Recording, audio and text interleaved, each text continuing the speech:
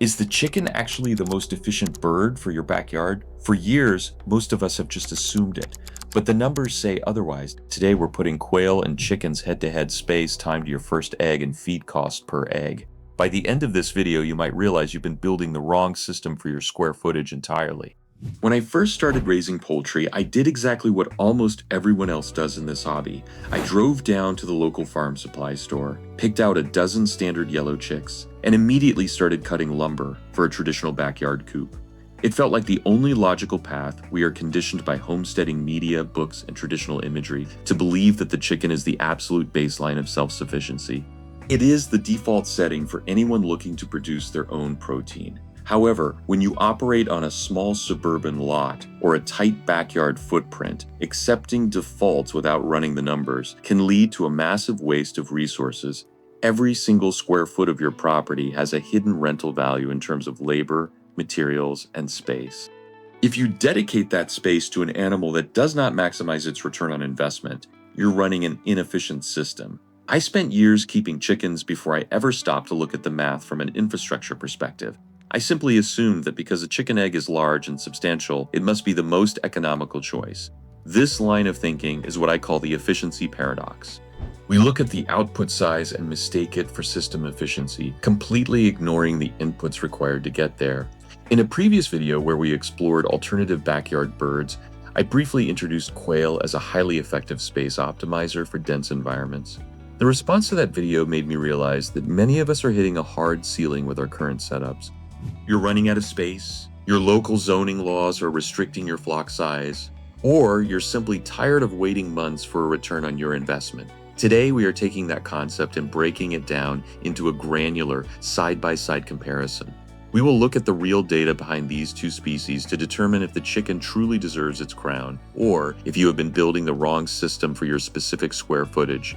To truly evaluate this, we have to strip away the emotional appeal of the traditional farmyard and treat our backyards like a precision production system. Before we can even begin to analyze feed costs or egg weights, we must look at the physical foundation of the entire operation, which is the spatial footprint and the infrastructure required to support it.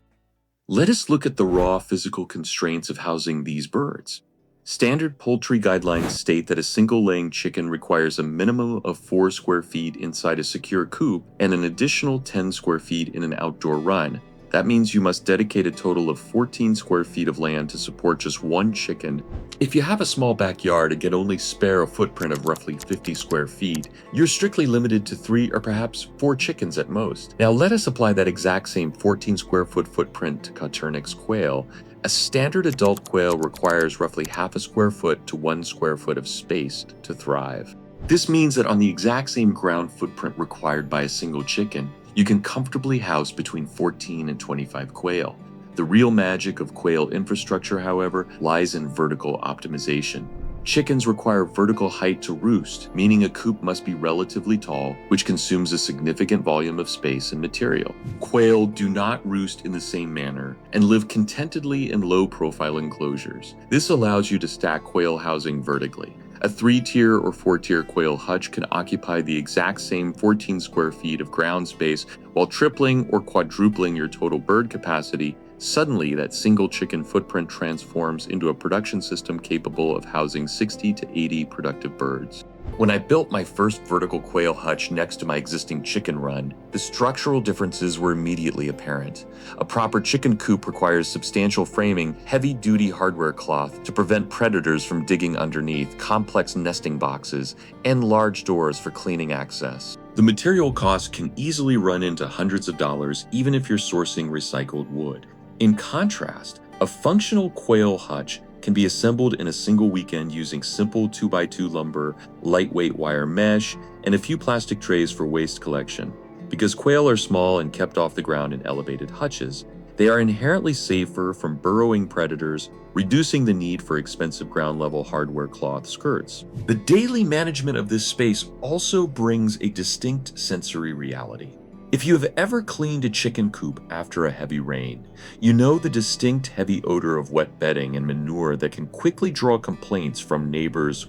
Quail hutches, utilizing a wire-bottom floor, allow droppings to fall directly into collection trays loaded with wood shavings or peat moss.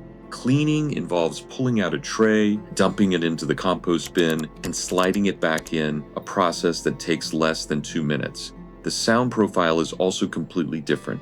Instead of the loud, repetitive cackling of a hen that has just laid an egg, quail produce a quiet, cricket-like warble that carries no further than a few yards. If you're trying to remain discreet in a suburban environment, this acoustic difference is a major structural asset.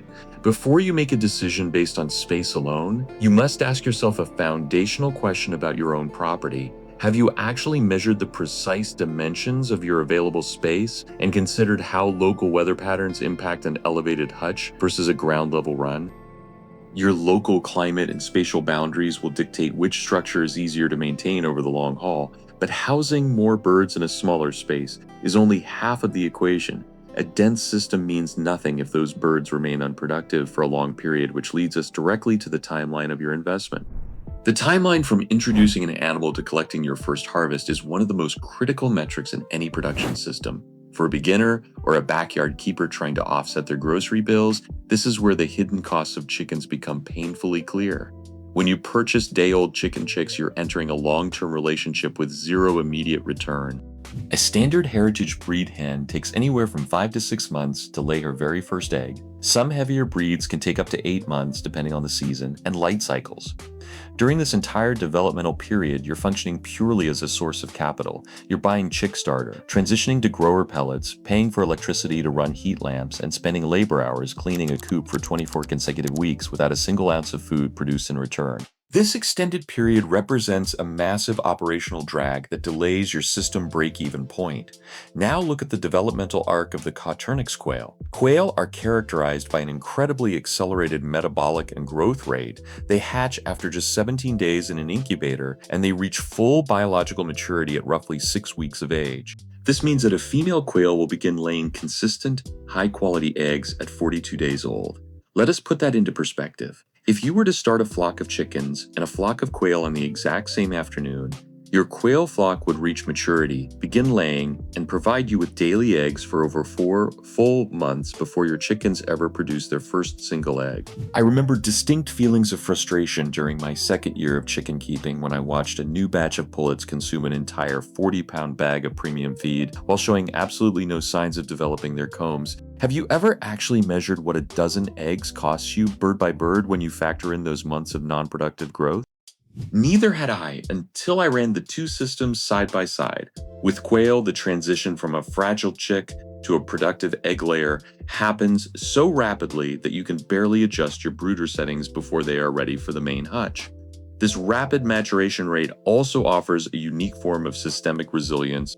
If a predator manages to breach your defenses and wipe out your flock, a chicken keeper loses half a year of progress and must restart a lengthy, expensive cycle. A quail keeper can hatch a new batch of eggs and return to full production capacity in less than 2 months. The temporal risk associated with quail is minimal, making it an ideal choice for testing concepts or scaling up quickly. However, a rapid start and a short developmental window are only valuable if the ongoing operational costs remain sustainable. A system that produces quickly can still drain your wallet if the daily resource consumption is unbalanced, which forces us to look closely at the day-to-day economics of feed conversion. To establish a fair economic comparison between these two birds, we must look past the absolute volume of feed and analyze the exact conversion efficiency per ounce of egg produced. A standard laying chicken consumes roughly 1/4 pound of feed every day, which translates to approximately 8 pounds of feed per bird per month. In exchange for this input, a healthy young hen will give you roughly 5 to 6 large eggs per week, with each egg weighing around 2 ounces.